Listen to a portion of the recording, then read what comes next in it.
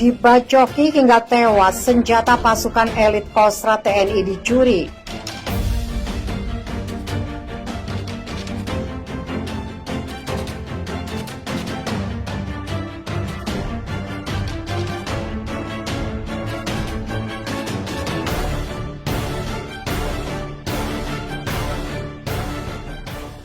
Prajurit militer Tentara Nasional Indonesia dari Batalion Pasukan Elit Komando Cadangan Strategis Angkatan Darat diserang orang tidak dikenal di distrik DKI Kabupaten Yakuhimo, Papua. Satu prajurit TNI atas nama prajurit 2 Ardi Yudi Ardianto gugur dalam penyerangan itu. Dia menghembuskan nafas terakhir di lokasi penyerangan akibat mengalami luka parah. Sedangkan satu prajurit TNI lainnya bernama prajurit Kepala Alif dilarikan ke rumah sakit dalam kondisi kritis. Dari informasi yang diterima Viva Militer Selasa 18 Mei 2021, pelaku menyerang kedua prajurit pasukan elit Kostrad TNI itu dengan senjata tajam. Kedua korban dibacoki. Setelah membacoki secara sadis hingga kedua korban terkapar, meninggal dan kritis, pelaku mencuri senjata api milik kedua korban, yakni senjata laras panjang jenis SS2V1 kaliber 5,56. Usai mencuri senjata, pelaku melarikan diri ke hutan. Sampai saat ini pengejaran terus dilakukan TNI dan diduga kuat pelaku merupakan anggota kelompok separatis bersenjata OPM Papua.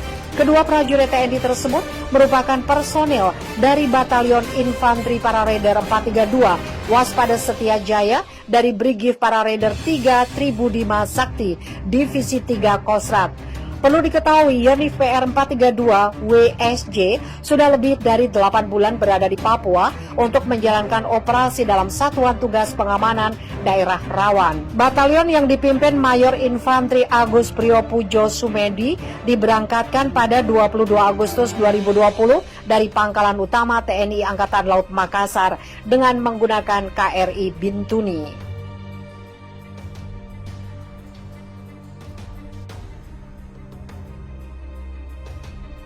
Upaya pemerintah dalam mempersempit gerakan kelompok perusuh organisasi Papua Merdeka di Papua terus dilakukan oleh personel gabungan TNI dan Polri.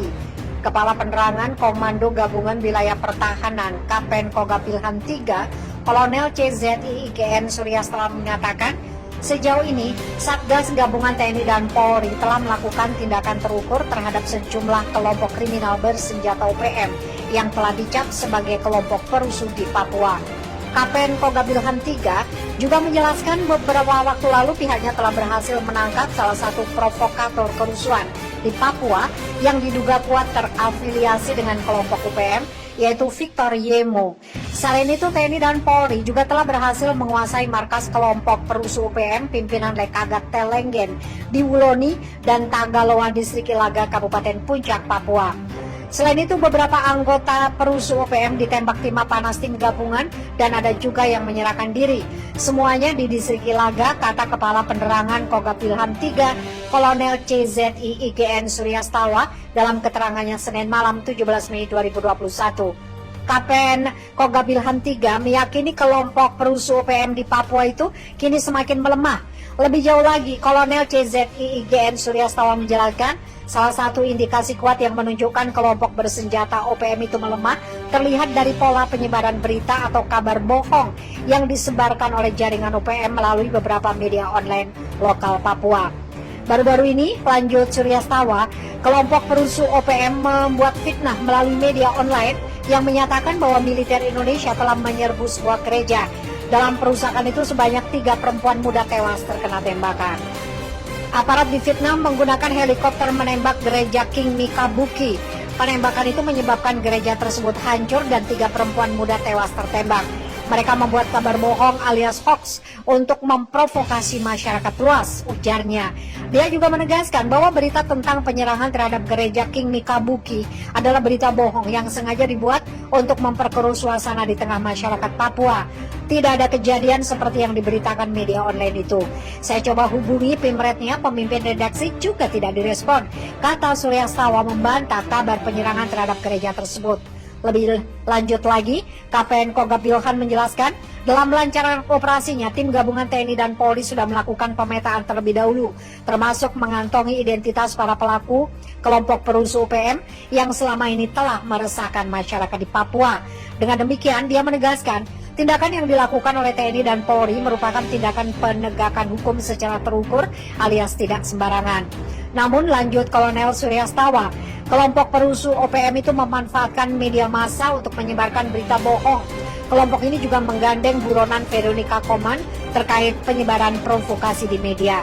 Setidaknya ada 2 media online yang tim rednya sangat intens berhubungan dengan Veronica Koman itu.